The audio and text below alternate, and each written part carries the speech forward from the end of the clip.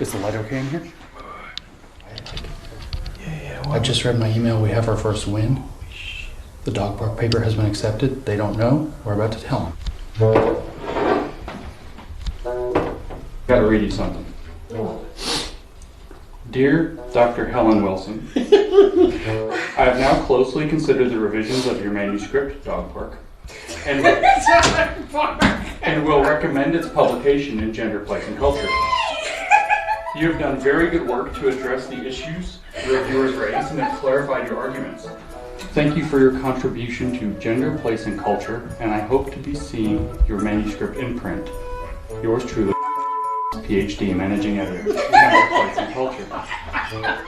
We have an accepted paper in the #1 feminist geography journal. Since approximately June of 2017, I, along with two other concerned academics, Peter Bogosian and Helen Pluckrose, have been writing intentionally broken academic papers and submitting them to highly respected journals in fields that study gender, race, sexuality, and similar topics. We did this to expose a political corruption that's taken hold of the university.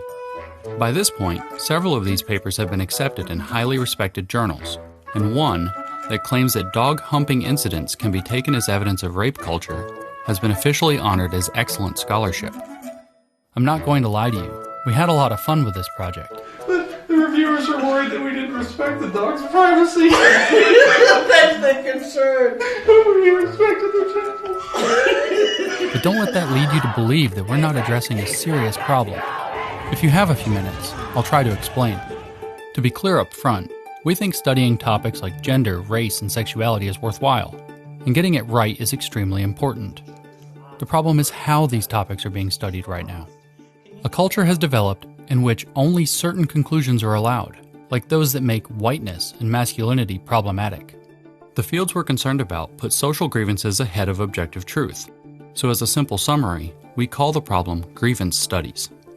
To test the depth of this problem, my collaborators and I dedicated ourselves to a 1 to 2 year secret project targeting top grievance studies journals with an agreement to publicly release our findings no matter what the outcome.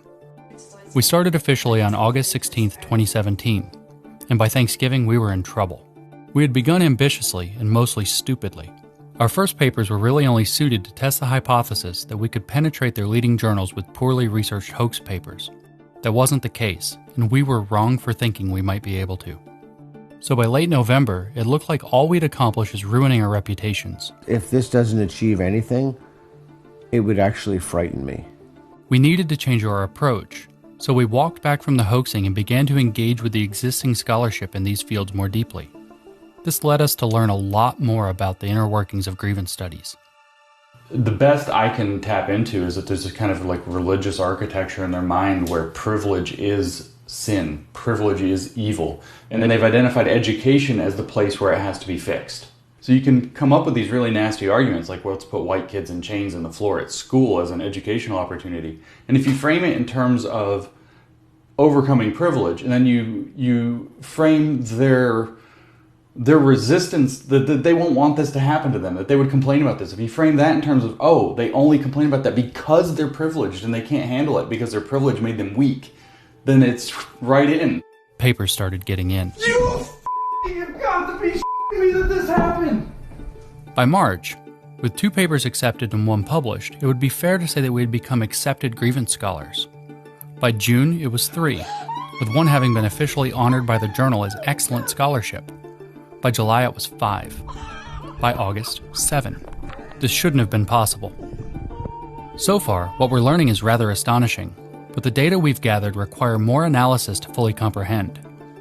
What appears beyond dispute is that making absurd and horrible ideas sufficiently politically fashionable can get them validated at the highest levels of academic grievance studies. We rewrote a section of Mein Kampf as intersectional feminism, and this journal has accepted it. Social work. This is deeply concerning, because the work of grievance scholars goes on to be taught in classes, to design educational curricula, to be taken up by activists, to influence how media is produced, and to misinform journalists and politicians about the true nature of our cultural realities. No one tolerates this sort of corruption when they find out an industry is funding biased research to make itself look a certain way. The same scrutiny should apply to research when it pushes a political agenda.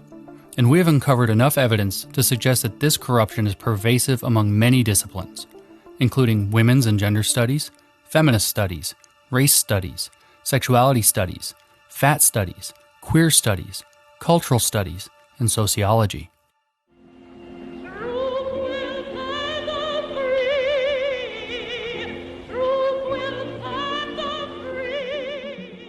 You may be thinking that the work done in these fields must be good, because it seems to continue the noble work of the civil rights movement.